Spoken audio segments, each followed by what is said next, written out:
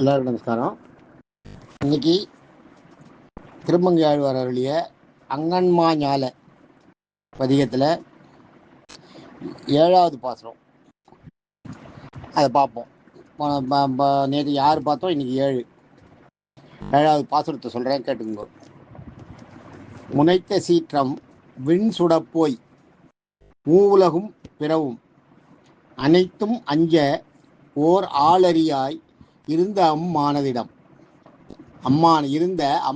இடம் கனைத்த தீயும் கல்லும் அல்லா வில்லுடை வேடருமாய் தினைத்தனையும் செல்ல ஒன்னா சிங்கவேல் குன்றமே. எப்படி சொல்லணும்னா, முனைத்த சீற்றம் பின் சுடப்போய் மூலகும் பிறவும் அனைத்து மஞ்சவோர் ஆளறியாய் இருந்த அம்மானது இடம் கனைத்த தீயும் கல்லுமல்லா வில்லுடை வேடருமாய் தினைத்தளவும் செல்ல ஒன்னா சிங்கவேல் குன்றமே. எப்படி சொல்லணும், இந்த மாதிரி சொல்லும்போது அப்படி சொல்லுவா அவள். சாத்தமிழில் சொல்லும்போது கிட்டத்தட்ட இந்த இதில் தான் சொல்லுவாள். அர்த்தத்தை பார்ப்போம். முனைத்த சீற்றம்னா கோபம் வர வச்சிருந்த கோபம் ஞாபகம் வச்சுக்கோங்க. முனைத்த சீற்றம்ன்றது நீங்கள் எய்ம் பண்ணி வர வச்சுருது. ஆக்சுவலாக பெருமாளோட கோவம்லாம் கிடையாது, பெருமாளுக்குன்னு தனியாக கோவம்லாம் கிடையாது. முனைத்த சீற்றம் பெரிய கோபம், வர வச்சுட்ட கோபம். பிரகலாதன் போய் இப்படி சொல்கிறானே அப்படின்றதுக்காக. ஆனால் உள்ளேருந்து எழுந்த கோபம் இல்லை. பிரகலாதனை சொன்னால் பிரகலாதன் இந்த தூணில் இருக்கான்னு சொல்லியிருக்கா, நம்ம போய் அவனை கொலை பண்ணோம். அதை நினச்சி மனசில் நினச்சி அந்த நினைவுனால வந்த கோபம். இந்த முனைத்த சீற்றம்ன்றது, இந்த சீற்றத்திலேயே நிறைய இருக்குது. மரச்சீற்றம்னு ஒன்று இருக்குது. மரச்சீற்றம் என்னென்னா, உங்களோட வீரத்தை யாராவது குறை சொல்லும்போது வர்ற கோபம் அது. அறச்சீற்றம்னு ஒன்று இருக்குது. அறச்சீற்றம் நீங்கள் நீங்கள் சொல்கிறதுல நியாயம் இருக்கும். அந்த நியாயத்தை யாராவது அதை எதிர்த்து வாதாடினாலோ இல்லை அதை தப்புன்னு சொன்னாலோ உங்களுக்கு வர கோபம் தான் அறச்சீற்றம். நீங்கள் செய்கின்ற நியாயத்தை எதிர்த்து சொல்பவர்களுக்கு உங்களுக்கு வருகின்ற கோபம் தான் அறச்சீற்றம்.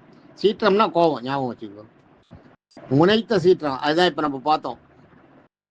பெருஞ்சீற்றம்னு ஒன்று இருக்குது. அது என்னன்னா, எப்பயுமே கோபமாக தான் இருப்பார். 60 யாரை பார்த்தாலும், அதாவது அளவுக்கு மேலே கோவப்படுறது. இதுக்கு இவ்வளவுதான் கோவப்படலான் இருக்கு. என்ன இந்த மாதிரி பண்ணுறேன்னு கேட்கலாம், அவ்வளோதான். போட்டு கண்ணா அப்படின்னாலும் ஒருத்தர் திட்ட ஆரம்பிச்சு கண்டுபிடி பேசினா சாதாரண விஷயத்துக்கு கூட பெரிய அளவில் கோவப்படுறது தான் பெருஞ்சீற்றம். பொதுச்சீற்றம்னு ஒன்று இருக்குது. பொதுச்சீற்றம்னா சாதாரண பேசுறதே ஒரே நெகட்டிவாகவும் ஒரு மாதிரி வெறியாகவும் கோபமாகவுமே இருக்கும். பொதுச்சீற்றம்ன்றது. மமத சீற்றம்னு ஒன்று இருக்குது. அது மமதை தன்னை யாரும் ஒன்றும் பண்ண முடியாது. தங்கிட்ட இருக்கிற செல்வத்தாலோ, தனக்கு இருக்கிற செல்வாக்காலியோ, தனக்கு இருக்கிற புகழாலியோ ஒரு கர்வம் அந்த கர்வம் தாழ முடியாத போய் அதில் கோபம் வருது.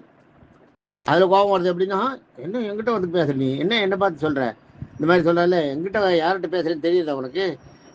பொலிட்டீஷியன் தான். பொலிட்டீஷியனோட அப்படியே டிட்டோ தான் மமத சீற்றம். அதான் மதச்சீற்றம்னு ஒன்று இருக்குது. அது என்னென்னா, தன் மதத்தை தவிர வேற எந்த மதத்தை சார்ந்தவனாலும் வள்ளு விடுறது, அவன் மேலே கோபம் காட்டுறது மதச்சீற்றம்.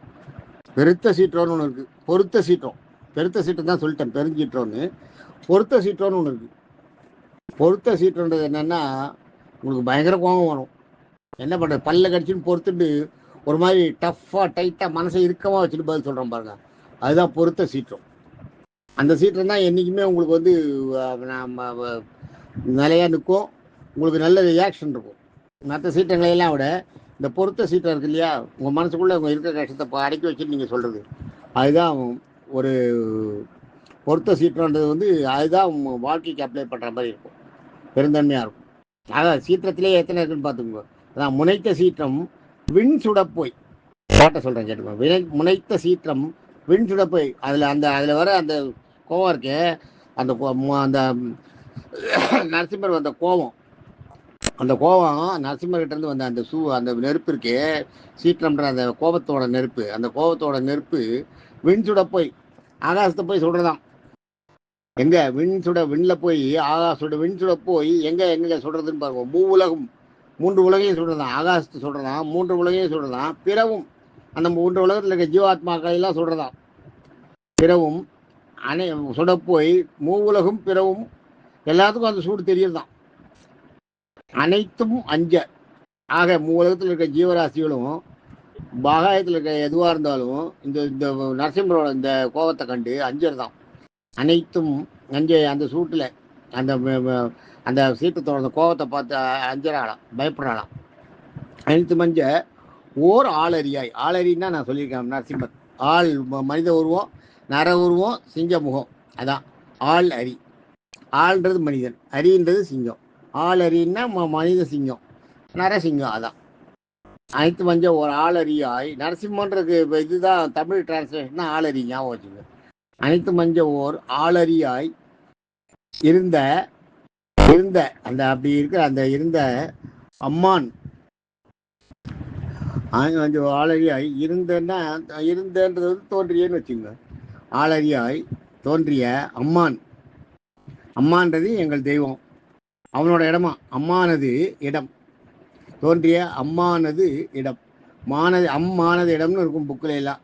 அம்மான் அது இடம்னு எடுத்துக்கணும் நம்ம. அம்மா அவரோட இடமா அது. அங்கே எப்படி இருக்குன்னா கனைத்த தீயும் நெருப்பு அப்படியே கரண்டு இருக்குமா. நெருப்பு அப்படியே கனைத்த தீன்னா தெரியும் இல்லையா, அப்படியே கன கன கன கன கன கனன்னு நெருப்பு எரியும். நம்மளுக்கு வந்து நெருப்பு எரியது தெரியாது, ஆனால் கிட்ட போக முடியாது, சூடு பயங்கர சூட தெரியும். அது மாதிரி கனைத்த தீயும் அந்த மாதிரி நெருப்பு அப்படியே உள்ளுக்குள்ள அப்படியே கண்ணில் கக்கிட்டு இருக்குமா. கல்லு மல்ல அந்த நெருப்பால கல்லெல்லாம் சூடு ஏறி கிடக்குமா.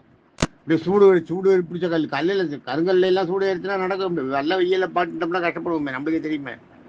நல்ல வெயில எல்லாம் கல்லில் மாட்டிட்டீங்கன்னா கஷ்டம். மணல்லையாவது தடுப்பு தப்பிச்சிடலாம். நீங்கள் கல் அப்படியே காலை தீச்சிடும். அதான் கனைத்த தீயும் கல்லும் அல்ல. இந்த வெயிலில் அப்படியே நெருப்பு இது பண்ணதான் அந்த நெருப்பு சூட்டில் வந்து அந்த கல்லெல்லாம் தெகிச்சு போயிருக்கும், அப்படியே பயங்கர சூடாகி கிடக்கும். அந்த மாதிரி இருக்கிற கல்லும் அல்ல. இதை தவிர வேற ஒன்றும் அங்கே இருக்காதுன்னு சொல்ற. வில்லுடை வேடருமாய். கனைத்த தீயும் கல்லும் அல்ல வில்லுடை வேடருமாய். கனைத்த தீயும் கல்லும் வில்லுடை வேடருமாய் அல்லாது. அப்படி வச்சுக்கணும். அனைத்த தீயும் கல்லும் வில்லுடை வேடருமாய் அல்லாது. வில்லுடை வேடருமான்னா முரட்டுத்தனமான ஆளுங்க வேடர்கள் இல்லையா, அவங்க பார்த்த உடனே அடிச்சிடுவாங்க. நீங்கள் சினிமாவில் கூட பார்க்கலாம், நிறையா வேடு ஜாதியில் அவங்க அதெல்லாம் யோசனையே பண்ண மாட்டாங்க. பார்த்து ஒரு அசைவு தெரிஞ்சது ஒன்று எதில் வருதுன்னா உடனே வில்லு எடுத்து அம்பெடுத்து எழுதிடுவாங்க. அதனால் வர இதெல்லாம் பற்றியெல்லாம் யோசிக்கவே மாட்டாங்க. இது உடனே அவங்க வீரத்தை காட்டுறதுல தான் இருப்பாங்க. அவ்வளவு அறிவு முதிர்ச்சி இல்லாதவங்களாக இருப்பாங்க, முரடர்களாக இருப்பாங்க. இவங்களுடைய ஆனால் நிறைய நம்மளுக்கு செய்வாங்க, பாசம்லாம் நிறையா இருக்கும், அந்த முரட்டுத்தனம் இருக்கும். வெள்ளுடை வேடருமாய் அந்த மாதிரி வேடருமாய் அல்லாது. அந்த கரைத்தீதியும் கல்லும் அல்லாவை எடுத்து இந்த வெள்ளுடை வேடருமாய்க்கு பக்கத்தில் போட்டுங்க. போட்டுட்டீங்கன்னா சரியா போயிடும்.